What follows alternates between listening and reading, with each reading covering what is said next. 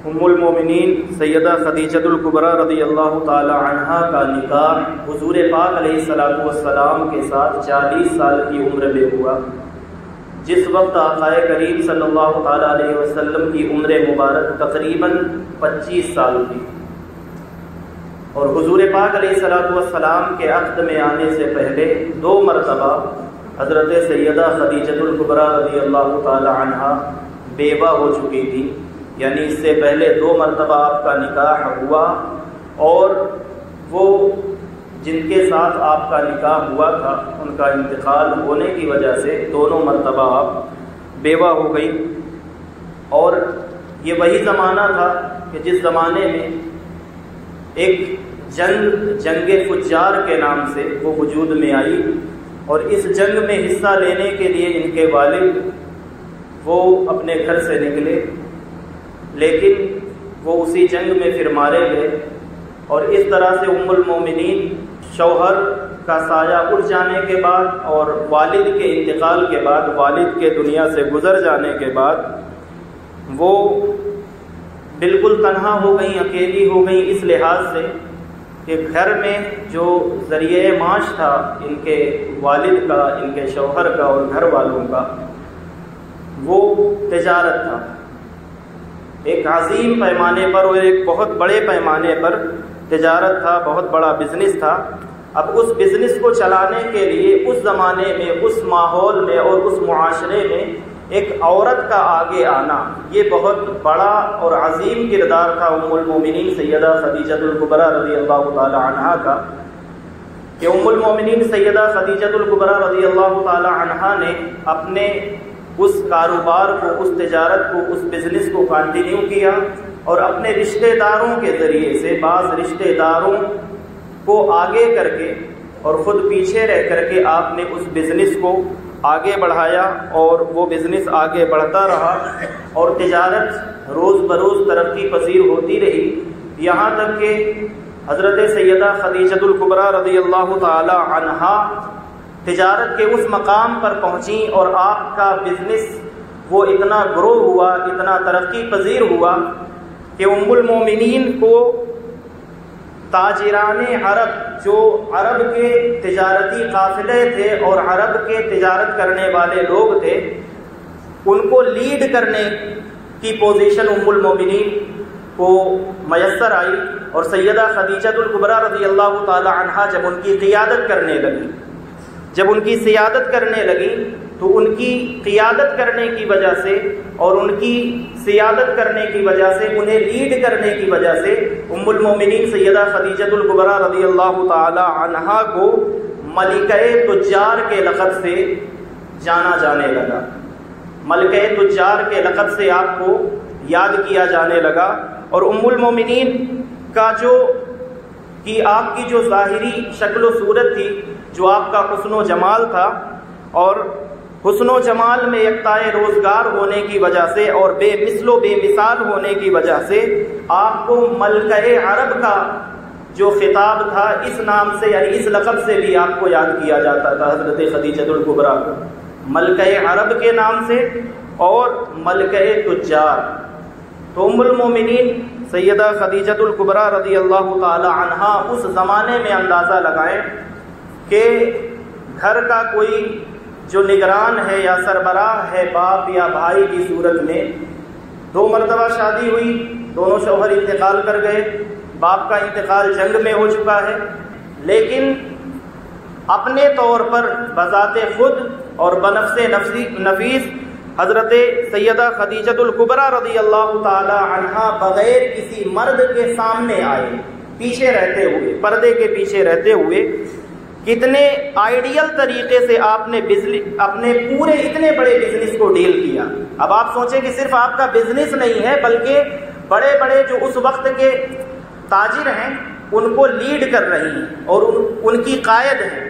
اور ان کی قیادت کر رہی ہیں ام المومنین سیدہ خدیجۃ الکبریٰ رضی اللہ تعالی عنہا۔ تو ان کی جو تجارت ہے، ان کا جو بزنس ہے، وہ نظام تجارت جو آپ نے سنبھالا ہوا تھا، وہ تاریخ کا کیسا روشن باب ہے کہ عورت ہونے کے باوجود، اور ابھی اسلام بھی نہیں آیا ہے، عرب جزیرہ عرب میں ابھی حضور پاک علیہ الصلوۃ والسلام تو موجود ہیں لیکن اعلان نبوت نہیں ہوا ہے، احکام اسلامی نہیں ہیں، ابھی قرآن مجید کا نزول شروع نہیں ہوا ہے، ابھی حضور پاک علیہ الصلوۃ والسلام کی شریعت مطہرہ جس طرح سے ہمارے سامنے موجود ہیں، ایک ایک قاعدہ اور قانون، وہ ابھی ام المومنین کے سامنے بھی نہیں ہے۔ تو اس زمانہ جہالت میں جو ام المومنین نے اتنا بڑا کارنامہ انجام دیا ہے، قربان جائیں ام المومنین سیدہ خدیجہ الکبریٰ رضی اللہ تعالی عنہا کی ذات پر کہ اسلام کے آنے سے پہلے کتنے پاکیزہ طریقے سے اور کتنی نفاست سے حضرت سیدہ خدیجہ الکبریٰ رضی اللہ تعالی عنہا نے اس تجارت کو انجام دیا ہے۔ اب آج کے اس زمانے کے ہمارے زمانے میں جو مرد حضرات جو تجارت پیشہ لوگ ہیں، ام المومنین سیدہ خدیجہ الکبریٰ رضی اللہ تعالی عنہا سے اپنی ماں سے سبق لے، اسلام کی پہلی ماں، حضور پاک علیہ الصلوۃ والسلام کی پہلی زوجہ مطہرہ، کہ جو بغیر کسی مرد کے سامنے آئے ہوئے اتنا بڑا بزنس چلا رہی ہیں اور اس کو خوبصورتی کے ساتھ آپ مینج کرتی ہیں اور ڈیل کرتی ہیں۔ اور ایک ہمارے زمانے کا ایک چھوٹا سا بھی تاجر چھوٹی سی کوئی دکان اگر کھول کر کے وہ بیٹھا ہوگا تو اپنے دین کو، اپنے ایمان کو، اپنے اسلام کو، اپنی شریعت کو اور اللہ اور اس کے رسول کے قانون کو بالائے طاق رکھ کر کے پھینک کر کے اور دین کا، اسلام کا، ایمان کا سب کا سودا کر کے وہ کہے گا یار جب تک جھوٹ نہ بولوں دکان چلتی ہی نہیں۔ تمہارے اس زمانے میں جب تمہارے ہاتھ میں قرآن موجود ہے، جب تم لا الہ الا اللہ محمد رسول اللہ کا کلمہ پڑھتے ہو، جب تم آخری نبی کے امتی ہو اور جب تم نے اللہ رب العزت کی وحدانیت کا اقرار کیا ہوا ہے، جبکہ تمہارے پاس حضور پاک علیہ الصلوۃ والسلام کی پوری شریعت مرتب شکل میں تمہارے سامنے موجود ہے، لیکن افسوس ہے تمہارے مرد ہونے پر۔ دیکھو اور اپنی ماں سے سیکھو، حضرت سیدہ خدیجہ سے، کہ جس وقت اسلام نہیں آیا اس زمانے میں وہ تجارت کر رہی ہیں، اور نہ صرف تجارت کر رہی ہیں بلکہ پورے قافلہ تجارت کی سالار ہیں اور ان کی پیشوائی کر رہی ہیں، ان کی رہبری کر رہی ہیں اور انہیں لیڈ کر رہی ہیں تجار کو، تاجروں کو اور اس وقت کے بڑے سے بڑے بزنس مین کو۔ تو جو ام المومنین کا اس وقت کا کردار ہے وہ ہمارے اس زمانے میں کوئی بھی چھوٹا تاجر ہو، بڑا تاجر ہو، کسی کا بزنس چھوٹا ہو یا بڑا ہو، لیکن ہماری ماں سیدہ خدیجہ الکبریٰ رضی اللہ تعالی عنہا کا جو اسوہ ہے، ان کا جو آئیڈیل ہے اس زمانے میں، زمانہ جاہلیت میں، کہ جب ابھی اسلام آیا بھی نہیں ہے، یہ ہمارے لیے لمحہ فکریہ ہے کہ جب اس زمانے میں انہوں نے اتنی پاکیزگی کے ساتھ تجارت کی ہے اور اتنے بڑے پیمانے پر تجارت کی ہے، تو ہم اپنے اس زمانے میں اپنے اصولوں کے مطابق، قرآن اور حدیث کے اصولوں کے مطابق، شریعت مطہرہ اور شریعت اسلامیہ کے اصولوں کے مطابق تجارت کیوں نہیں کر سکتے؟ ام المومنین سیدہ خدیجہ الکبریٰ رضی اللہ تعالی عنہا کا ذکر میں اس لیے کر رہا ہوں کہ تاجر تجارت کرنا سیکھیں اپنی اس پہلی ماں سے۔ اسلام کے آنے سے پہلے ہماری اس ماں نے ہمیں تجارت کر کے اور تجارت کر کے دکھایا ہے اور اس کو کامیابی کے ساتھ کامیابیوں کی بلندیوں تک پہنچایا ہے۔ ایسا بھی نہیں کہ خسارہ ہوتا تھا، گھاٹا ہوتا تھا یا نقصان ہوتا تھا۔ حضور پاک علیہ الصلوۃ والسلام کا یہی جو زمانہ ہے جس میں ام المومنین کی تجارت جو ہے وہ بڑھتی جا رہی ہے اور آپ کو کسی ایسے شخص کی ضرورت تھی جو صادق ہو اور امین ہو۔ اور حضور پاک علیہ الصلوۃ والسلام کے متعلق آپ سب کو معلوم ہے کہ آپ پورے عرب میں، مکہ مکرمہ کے معاشرے میں صادق و امین کے لقب سے مشہور تھے۔ ہر کوئی جانتا تھا کہ حضور پاک علیہ الصلوۃ والسلام وہ کبھی جھوٹ نہیں بولتے، سچے ہیں اور امانت دار ہیں، دیانت دار ہیں۔ حضور پاک علیہ الصلوۃ والسلام کے پاس جو امانت رکھی جاتی ہے، امانت داری، دیانت داری، راست گوئی یعنی سچائی میں حضور پاک علیہ الصلوۃ والسلام کا اور اعلیٰ اخلاق اور عمدہ کردار کا جو چرچا پورے شہر مکہ میں جب ہونے لگا تو ام المومنین سیدہ خدیجہ الکبریٰ رضی اللہ تعالی عنہا نے اپنی تجارت کو آگے بڑھانے کے لیے اور اس کو لیڈ کرنے کے لیے کہ میں یہ حضور پاک علیہ الصلوۃ والسلام کے ساتھ رابطہ کیا اور آقا کریم صلی اللہ تعالیٰ علیہ وسلم سے یہ عرض کیا کہ آپ کی امانت اور آپ کی صداقت پورے مکہ میں مشہور ہے اور ہر کوئی آپ کے صادق و امین ہونے پر گواہ ہے، تو آپ کی بارگاہ میں اور آپ کی خدمت میں یہ عرض ہے کہ میرا جو سامان تجارت ہے اسے ملک شام یعنی سیریا کی جانب لے کر کے جائیں اور آپ اسے مکمل طور پر ڈیل کریں، میری تجارت کو آپ سنبھالیں اور دیکھیں۔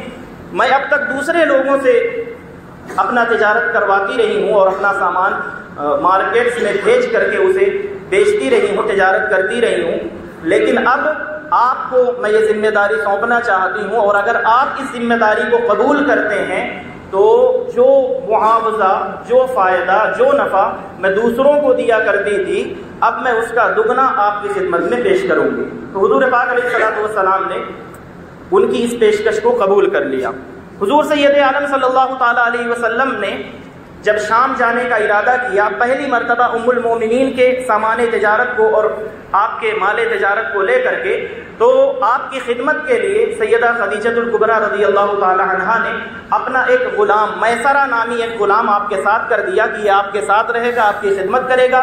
آپ بزنس کو ڈیل کریں گے، سنبھالیں گے، اور یہ آپ کی خدمت پر معمور ہوگا۔ اب جب وہ آپ کے ساتھ پورے سفر بھر رہا اور اس نے جگہ جگہ حضور پاک علیہ الصلوۃ والسلام کی صداقت، حضور پاک علیہ الصلوۃ والسلام کی امانت داری دیکھی، اور حضور پاک علیہ الصلوۃ والسلام کے ساتھ راستے میں آتے ہوئے جاتے ہوئے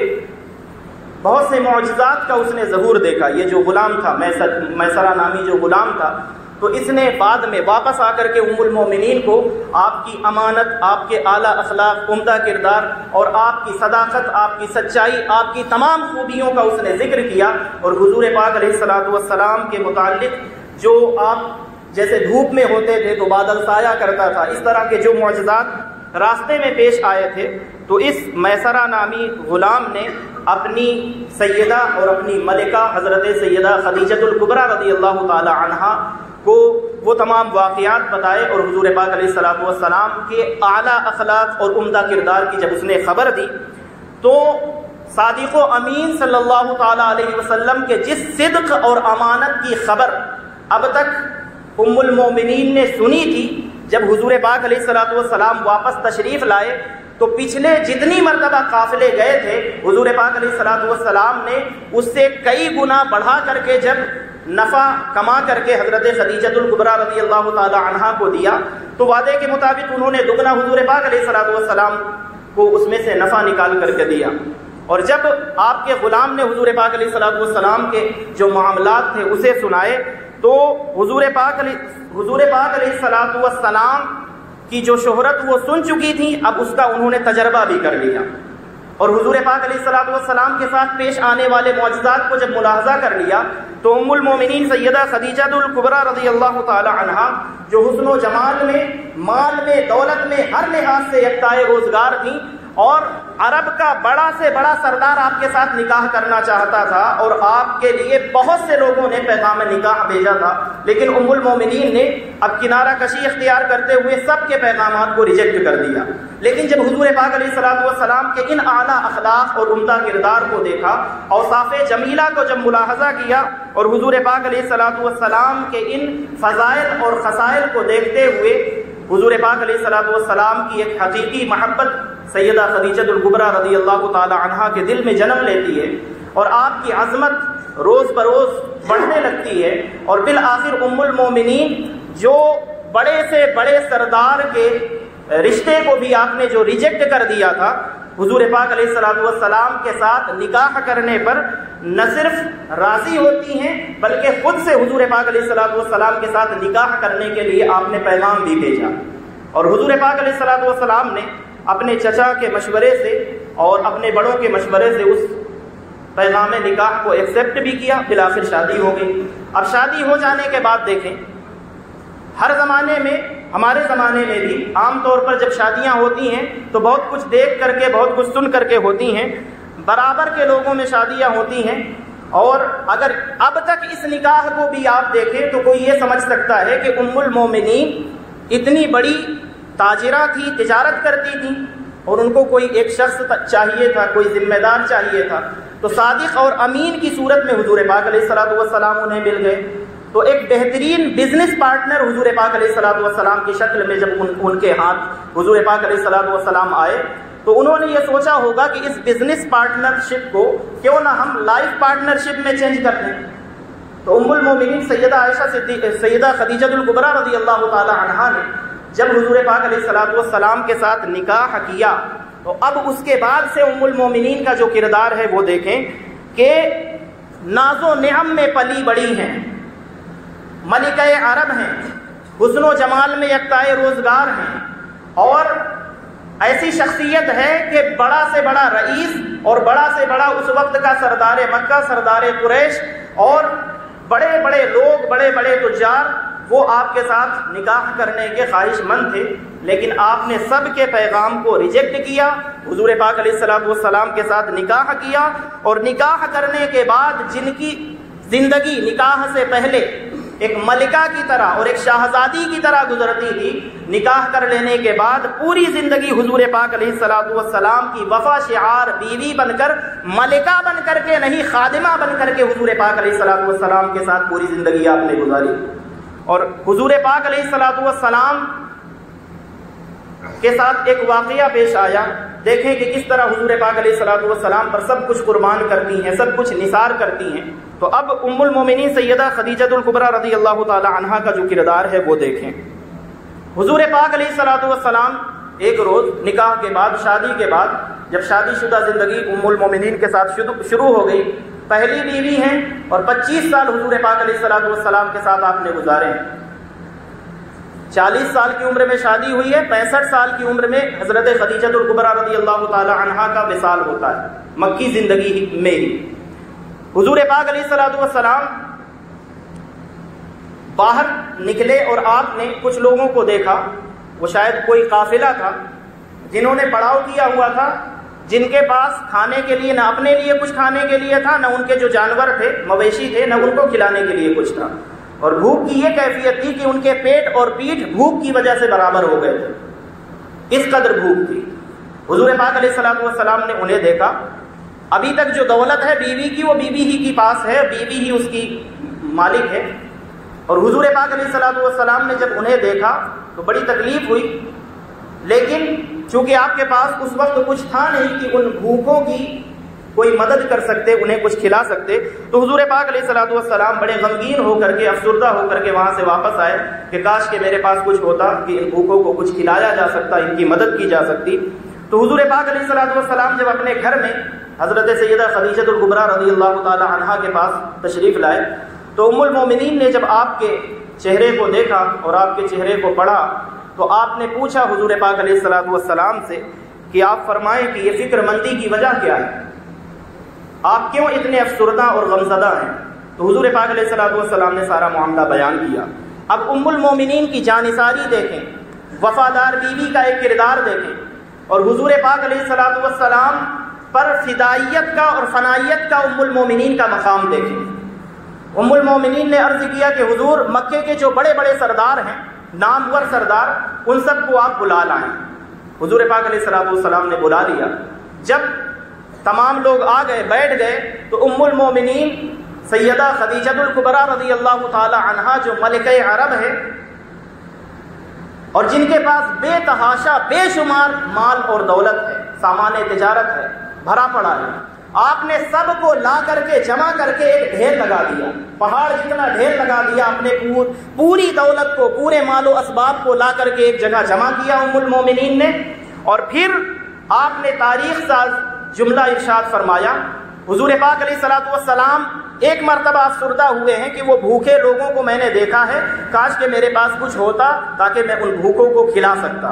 उम्मुल मोमिनीन ने अपनी पूरी दौलत का, पूरे मालो असबाब का ढेर लगा करके हुजूर पाक अलैहिस्सलातु वस्सलाम से अर्ज किया।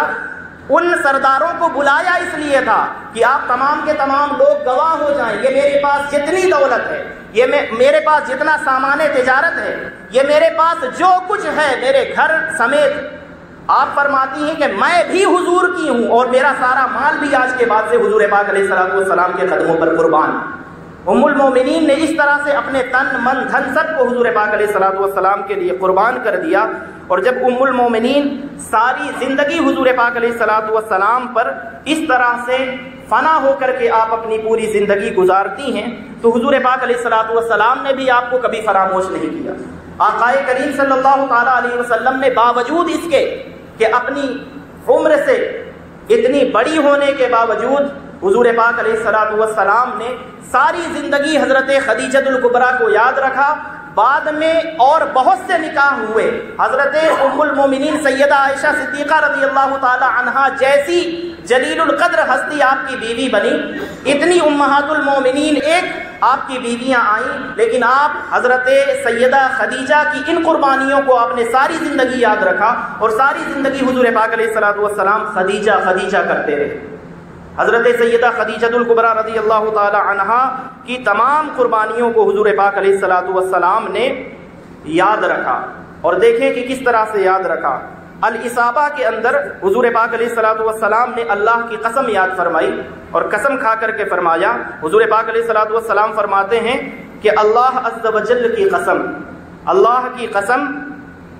خدیجہ وہ خاتون ہے، خدیجہ وہ عورت ہے کہ جب لوگوں نے میرا انکار کیا اس وقت وہ مجھ پر ایمان لائیں. جس وقت ہر کوئی میرا انکار کر رہا تھا، میری بیوی خدیجہ الکبریٰ رضی اللہ تعالی عنہا مجھ پر ایمان لائیں. اور جب لوگ مجھے جھٹلا رہے تھے اس وقت خدیجہ نے میری تصدیق کی، میری بات کو مانا. اور فرمایا حضور پاک علیہ الصلوۃ والسلام نے کہ جب زمانے نے مجھے محروم کیا اس وقت خدیجہ نے اپنی تمام دولت کا ڈھیر میرے قدموں پر لگا دیا. اور پھر حضور پاک علیہ الصلوۃ والسلام فرماتے ہیں کہ اور میری تمام کی تمام اولاد بھی خدیجہ الکبریٰ رضی اللہ تعالی عنہا ہی سے ہے. یہ حضرت سیدہ خدیجہ الکبریٰ رضی اللہ تعالی عنہا ہیں. یہ وہ ہستی ہیں کہ جن کے احسان کو حضور پاک علیہ الصلوۃ والسلام نے بھی فراموش نہیں کیا.